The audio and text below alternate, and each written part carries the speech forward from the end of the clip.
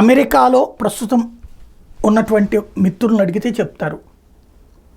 అక్కడ ఉన్నటువంటి యూనివర్సిటీలలో వాస్తవంగా అమెరికాకి వ్యతిరేకత విధంగా పాఠాలు చెప్పడం అన్నటువంటిది అమెరికన్ ప్రజాస్వామ్యాన్ని గురించి తప్పుడుగా ప్రచారం చేస్తూ పాఠాలు చెప్పి వాళ్ళ సైకలాజికల్గా డిస్టర్బ్ చేయడం అనేటటువంటిది దశాబ్దాలుగా జరిగిపోతుంది. వాళ్ళకే తెలియకుండా జరిగిపోయింది. అది చైనా వాళ్ళని రష్యా వాళ్ళకంటే ఎక్కువగా చైనా వాళ్ళే ఉన్నారు.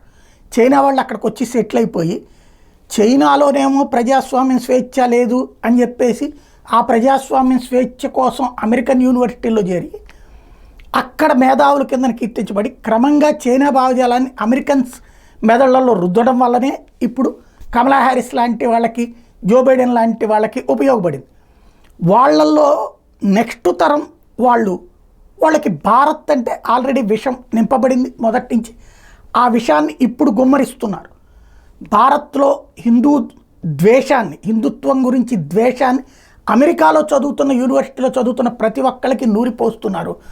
ఇక్కడ కులాల విభజనని, వర్గాల విభజనని, పెద్ద ఎత్తున ప్రజలకు సంబంధించి విభజన రేఖలు అక్కడ పాఠ్యాంశాలలో చేర్చి బోధిస్తూ బౌద్ధం గురించి గొప్పగా చెప్తూ ఆ బౌద్ధంలోంచి హిందుత్వం వచ్చిందన్నటువంటి విధంగా అక్కడ పాఠ్యాంశాలు చెప్తున్నటువంటి పరిస్థితి.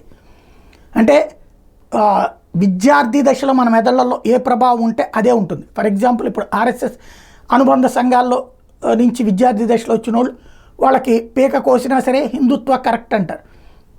అదే సమయంలో కమ్యూనిస్ట్ ఐడియాలజీతో వచ్చినటువంటి వాళ్ళు, ఆ విద్యార్థి సంఘాల నుంచి వచ్చినటువంటి వాళ్ళకి హిందుత్వాన్ని ఒక మతం కిందనే కాదు, దాన్ని ఒక వ్యతిరేకత కిందనే చూస్తుంటారు.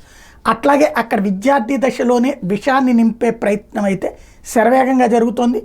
బట్ మనం ఎవరో ఆపలేము. అమెరికా తోడ్పాటును అందిస్తోంది. దాని పర్యవసానం అమెరికా కూడా అనుభవించబోతోంది.